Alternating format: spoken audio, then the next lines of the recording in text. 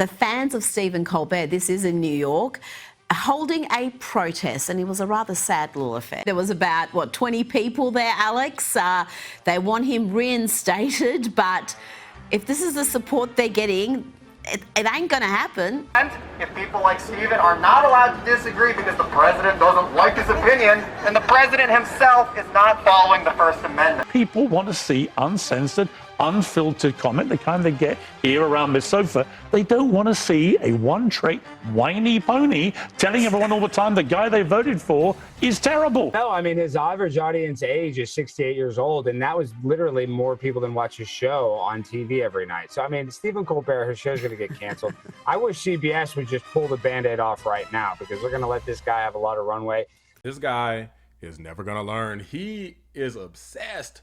The TDS is too overwhelming. He can't fight it. He cannot control it, guys. Steve Colbert, the fired, disgraced loser who's losing his show that costs upwards of $40 million a year. This dude just cannot get over it. You would think that after the humiliation, like, hey, your show's canceled, you're about to get the F up out of here, you would think he would learn from that. People like Jimmy Kimmel are probably next. Okay, Jon Stewart, you're on the ish list. You're probably going to be cooked too. These people are not going to be getting renewed. Late night TV for these radical left Democrats who can't shut up about Trump is dead for them. Maybe it'll still work for the people who can stop talking about Trump for 10 minutes. I just watched a video with Colbert trying to roast Trump for like 11 minutes straight. And I'm like, dude, is there nothing else interesting or funny to talk about? Because this shtick is old. The whole anti-Trump shtick has been going on since like 2015, before the dude was even president. Maybe before that, a good chunk of Trump's life. The dude is like almost 80 years old. We're tired of seeing you try to roast Trump. I'm not here trying to roast Sleepy Joe every day, and there's a lot more material there with him falling up and down the stairs, but I digress. Piers Morgan, he hit him with the clapback. He is roasting Colbert, and guys, I do not get tired of seeing radical left Democrats get roasted. I just get tired of seeing the same people get roasted every day. Like, at least I'll put a break between the Jimmy Kimmel, the Colbert. Like, it'll be somebody different every day. You know, the Joy Reid, the bald-headed Reid. You know, somebody different. But Colbert is obsessed with Trump. Without further ado, let's go ahead and see Piers Morgan roasting Steve Colbert. Well, perhaps it's a sign of the times. Supporters of The Late Show with Stephen Colbert took part in what were We're With Colbert rally over the weekend. Oh, sounds big, right? They're talking about that 20-person event, like nobody was there. All over the internet? Well, not so much. It was an absolute flop, actually. Only 20 people showed up to support the left-leaning late-night host. CBS says the decision to end Colbert's show was based on financial factors, but it begs the question, have liberal late-night shows finally reached their tipping point? Now, just a few weeks ago, former host of The Tonight Show, Jay Leno, gave his thoughts on the partisan play. I don't think that late-night shows cannot be successful. I think that late-night shows obsessed with TDS. Like, if you just talk about Trump every day, all day, then I think that's where you fail. Accused by these late-night comics, and he argues it's what's getting them all in trouble. To me, I like to think that people come to a comedy show to kind of get away from the things, you know, the pressures of life, wherever it might be. And I love political humor, don't get me wrong, but it's just what happens is people wind up cozying too much to one side or the other. I mean, I like to bring people into the big picture. I don't understand why you would alienate one particular group, you know, or just don't do it at all. I'm not saying you have to throw your support or whatever, but just do what's funny. What do you think? I just think that's the biggest audience Colbert's had for ages. 20 people. I think they might review their decision to cancel it.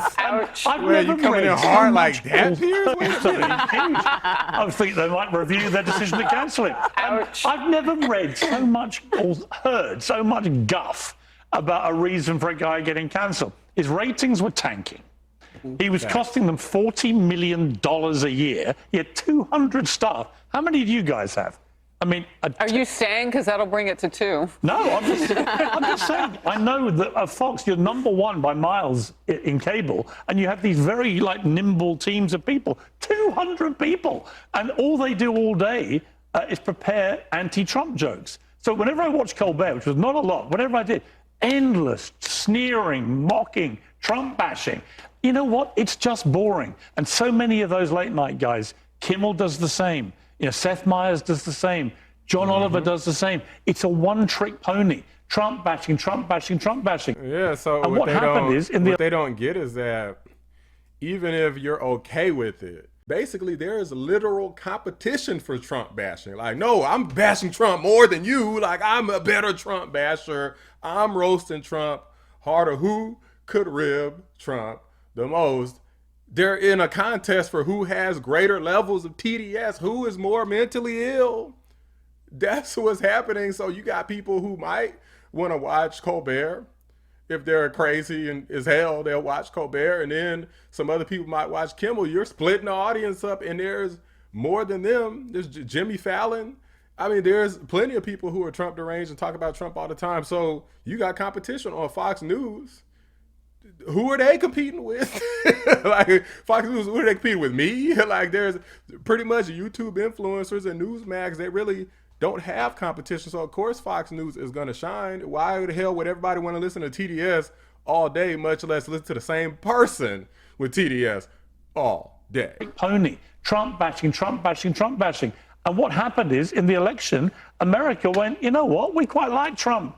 So we're going to vote him back in because we're sick of you whiny liberals. And by the way, I used to identify as a liberal.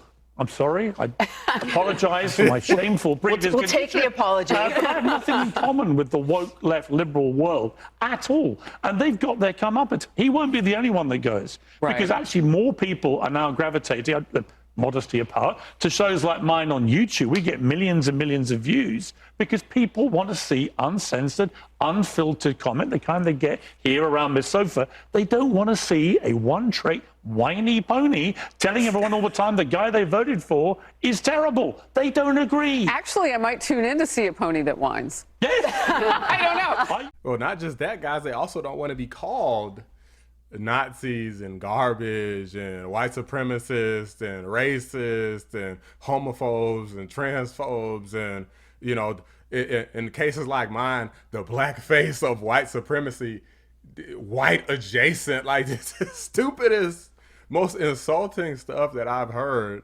But guys, let me know what you think. You think that Colbert is just gonna continue going on Trump deranged rants until his literal dying breath on his show, or do you think that maybe he'll wise up and talk about something else? I'm thinking definitely the former, because this guy just seems as though he has not only a vendetta against Trump, but also against his network now. So of course he's like, well, I'm gonna be even more anti-Trump each and every single day, like a true propagandist, shill, and puppet for the radical left. But those are just my thoughts, guys. Let me know what you guys think. Drop a like on the video, subscribe to the channel if you're new. I appreciate you all. Back, and I'm Lee Rising Channel. I'm out. He's not saying anything different than any of the other guys are saying in late night TV outside of Greg, obviously. And it was like a pathetic protest, like 20 people. They were sitting, they weren't even energized enough to stand. Aw, I mean, maybe If you're going to protest, do it right.